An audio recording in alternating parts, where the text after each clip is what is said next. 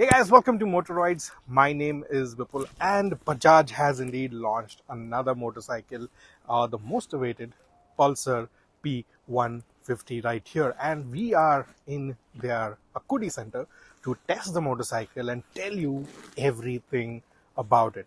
So stick around till the end of the video and you will get all the details you need about this motorcycle.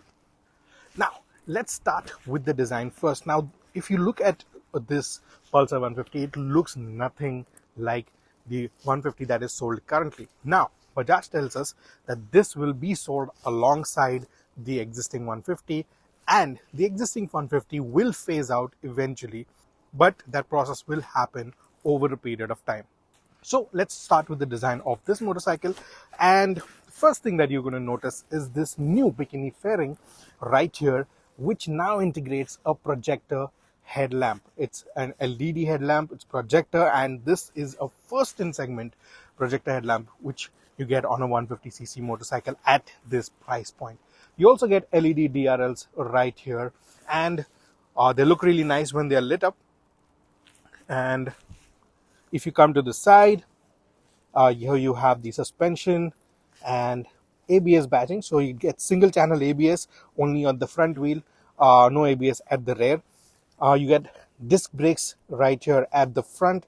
You get a 90/90 section tire. Now there are two variants on this motorcycle, the twin disc and the single disc. So I'll tell you what the differences are a little later in the video. So this one right here gets a 90/90 section front tire, and if you move towards the rear, here you will see the 150cc engine just completely blacked out. You also get a cowl right here. This is fiber, so if it crashes into something, it's going to break easily. And moving towards the rear, here you have the foot pegs, and if you see the position of the foot pegs, it's a little rare set than the current Pulsar 150, and which means that you're going to have a more aggressive and a sporty riding position. Also, these are the foot pegs for the pillion, and if you can see, the operation is pretty smooth and they feel pretty strong as well. And here you can see the swing arm that has been blacked out and the rear disc brake as well. At the rear, you get a 110/80 section tire. Coming to the rear, you get these clear lens LED tail lamps and clear turn indicators as well, but these are bulbs. Now the front indicators are also clear, but they are bulbs, not LED. Now at the rear, you get these nice grab handles for the pillion to hold on to. And if you look at the seat, this one is a split seat. The single disc variant gets a single seat. Here you have a split, but both the seats are pretty wide. And if you look at the contouring of the rider seat, it's more into the bike. So now you do not ride on top of the motorcycle, you ride more with the motorcycle or more in the motorcycle, which will give you a more engaging riding feel when you're riding this motorcycle.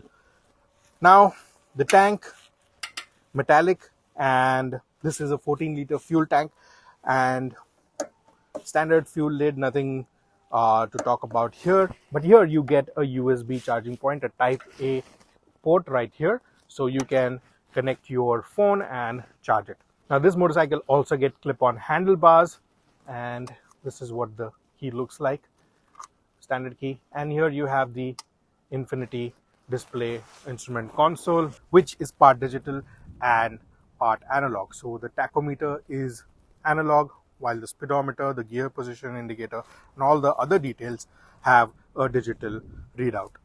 Also, on the left hand side, you'll get all the telltale lights. Now the switch gear is also of good quality, and on this side you just have the ignition on off and the ignition switch right here. On this side you have the pass light, the headlamp control, turn indicators, and the horn, which sounds like this. The mirrors are also shaped a little different, and if you can see, they are nice and wide. They're narrow towards this side, so adjusting the mirror will take some getting used to, but once it's adjusted, you could get a good view in this half of the rear view mirror. So that was the design of the all new Pulsar P150. Now quickly, let's talk about the differences in the twin disc variant and the single disc variant. Now to start off with, obviously this one gets disc brakes at the front and the rear as well, but this one does not get rear disc brakes. The twin disc variant gets clip-on handlebars, whereas the single disc variant gets tubular handlebars. Another difference is the seat. The twin disc variant will get you a split seat, while the single disc variant will get you a single seat. Also, the tires on both the motorcycles are different. Right here, you will get a 90 by 90 section front tire, whereas on this motorcycle, you get a 80 by 100 section front tire. The rear tires are also different. This one gets a 110 by 80 section tire, whereas this one will get a 100 by 90 section tire. And both the motorcycles get 17-inch alloy, so that's not different. If you've noticed, the color scheme on both the motorcycles is different. Now, this one gets a solid red or a solid blue. This one gets a black with blue accents or a black with red accents. So those were the differences between the two variants. Now let's quickly talk about how this motorcycle rides on the road, on the highway, in the city. We've got a chance to ride it in the city, traffic, on the highways as well. So let me tell you what that is like.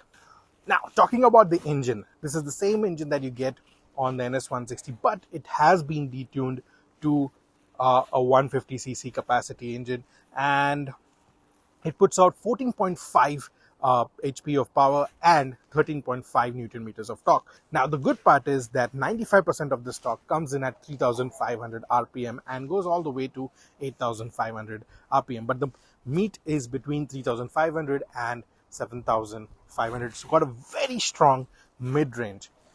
And one thing that stood out in this motorcycle is its refinement. This is a very, very refined engine, and when you ride this motorcycle, you will absolutely not feel any vibrations until you rev the motorcycle up to 7,000, 8,000 RPM, and there are no vibrations on the handlebars, foot pegs, or the seats. So yes, a very good job by Bajaj there, and I can go out and say that this is the most refined engine in this segment as of now. Now let's take a look at the rider's triangle as well. So this is how you will be seated on the motorcycle, and it's not a very tall motorcycle. Getting both your feet on the ground is going to be really comfortable. I'm 5 feet 9 inches and both my feet are flat on the ground. And as you can see, the foot pegs are a little rear set, so you have a commanding position, a little bit of a sporty position, and that's going to give you an engaging ride as well. And that's going to help you get a engaging ride. Also, on this motorcycle, you will notice that the handlebar is a little towards the rider and you get a more sporty position. Whereas on this one, it is a little further away. They are not angled like this. They're a little straighter. So this will give you a more comfortable riding position. So comfort is what you're looking for. You can go for this one. If you want something sporty, you can go for the dual disc variant. Now, talking about performance, this motorcycle can do a 0 to 60 in just 5.6 seconds. These are claimed numbers. We were not able to test the 0 to 60 time. However, we were able to test the top speed. The claimed top speed is 108, and we definitely were able to see 112 on the odometer. So, given my weight, I think the bike was doing about 105 or 106 kilometers per hour. But this motorcycle is more comfortable in the range of 70 to 80 kilometers per hour. That's where you will be riding vibe free. 80 kilometers per hour, you can cruise along on this motorcycle very easily for longer durations. Another thing that is going to keep you comfortable are these seats. The cushioning is not very plush, it's not very soft, but this seat is going to keep you very comfortable if you ride for longer durations. So if you're stuck in traffic for longer hours, this motorcycle is going to keep you comfortable and your butt happy. Now, this is mated to a 5-speed gearbox, and the clutch action is very light. Also, the shifts are very smooth. and the engine is very tractable. So I could pick up speed from 18 kilometers per hour on the fourth gear, and the engine did not knock at all. There was no knocking, there was no fear of stalling the bike, even when I was riding at speeds of 18 kilometers per hour on the fourth gear. So, yes, it's a very tractable engine as well. So, I would say, all in all, in terms of performance, this is a very good motorcycle for city riding, for your office commutes, or you take the motorcycle to the college. This is going to be the perfect tool. Now let's talk about fuel efficiency. This motorcycle comes with a 14 liters fuel tank, and the claimed fuel efficiency is 49 kmpl, which is 4 kilometers more than the standard Pulsar 150, which would translate into 42 to 43 kilometers per liter in the real world, which is a pretty good mileage for a 150cc motorcycle. So on a full tank, you would get somewhere over 500 kilometers of range. So if you want to take it touring, you can take it touring as well for long distances, and you will not have to make a lot of fuel stops. Now, would I recommend taking this bike for a long ride? Somewhere around 250-300 kilometers a day, you can ride this motorcycle very easily because the engine is vibe free and there are no vibrations. Now, let's fire up the motorcycle and let me show you what it sounds like.